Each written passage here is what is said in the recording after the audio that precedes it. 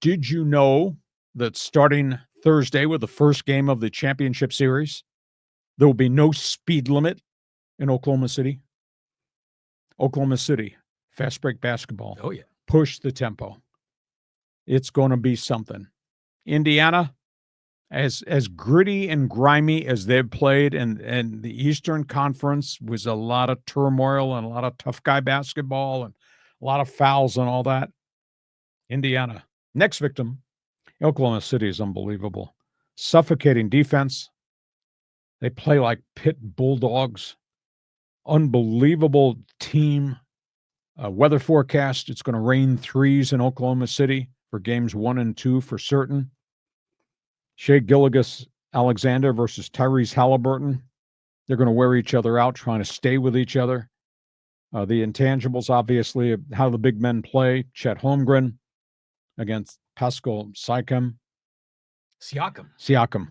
And then you got Alex Caruso and TJ McConnell. Two dudes coming off the bench that really make things happen. It's going to be a fun series, but I don't see how Indiana's going to keep up with these guys. I don't see how Indiana's going to be able to move the basketball to get good looks at baskets because they struggled against the Knicks defense. I mean, that was an off and on series. And Oak City's defense is even more suffocating. Like I say, no speed limit because Oklahoma City just going to push the pace and they're going to go down and they're going to hit threes. And hell, I think this series could be over in 5 games. What do you think? This is going to be a fun series. And I'm rooting for the Thunder here for a number of reasons. One is I think people in Oklahoma City, I mean, this is the only pro team they've got. So this is a big deal for them. And I know just something about Chet Holmgren, you know, the way he got drafted and he got hurt and now he's back and he's playing really well.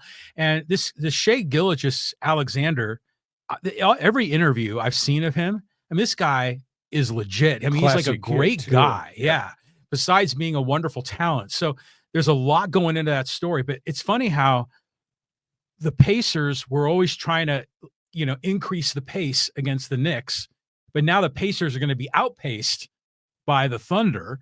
So I don't know. I think it's just going to be a fascinating series. And that, by the way, that McConnell kid that comes off the bench for the Pacers, that guy is like a little, like, I don't know. It's like a video game when he comes out. They just ought to have him and Alex Caruso go one-on-one against each other. Yeah, they just move everywhere. They're dribbling the ball, running around and everything.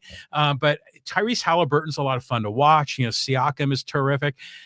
Have the Pacers ever won the NBA championship? No, but they've had really good teams. I mean, if you go way back to the old ABA, the George McGinnis era, they were a really good franchise. And then, of course, there was Indiana, Reggie Miller, Spike Lee, Rick Smits. Yeah, and then obviously the Rick Smits era. So they've had good teams along the way, but nothing. They're in the finals, which is amazing. But they're going to run straight ahead into that hurricane that is Oklahoma City basketball. Hurricane on offense, and what they do on defense is just phenomenal. Now, are you hearing from some of your media friends like, oh, here we go. There's no Lakers, there's no Knicks, no Celtics. Who cares about Mid-America teams playing in this NBA final? I think somebody told me this is the 24th market in the country versus the 37th TV market. And who the hell outside of Oak City and Indianapolis are going to watch this thing? They're probably correct. I think the TV ratings won't be as dynamic as if it had been somebody else. But end of the day, these two teams have earned it, so I'll give them a lot of credit. Oh, but what did your loudmouth co-host say back in October when we had a Monday bonus podcast where we did the NBA preview? Who did I say was going to be the team to beat this year? OKC. Yeah, you've been on them from the very beginning. And who were you predicting in the early on in the East? It was well, you had Boston defending. Yeah. Here came Cleveland. But Boston got decimated by the Jason Tatum Achilles injury, and Cleveland had all kinds of injury problems and choked it away. They lost 3 home games in their series. So those were the 2 elite teams in the East. That's the Knickerbockers happened to knock off one of them. Indiana knocked off the other one, and that's where we are. But Indy, on a talent level, I don't think Indy's equal to OKC. Oh, no, but it's going to be a great series. I'm watching for sure. And by the way, one of your one man's opinion columns was great, talking about how Indy was the epicenter of sports there for a bit. Oh, yeah. You know, the Indy 500, the Pacers, and even Caitlin Clark and the Fever. Yep.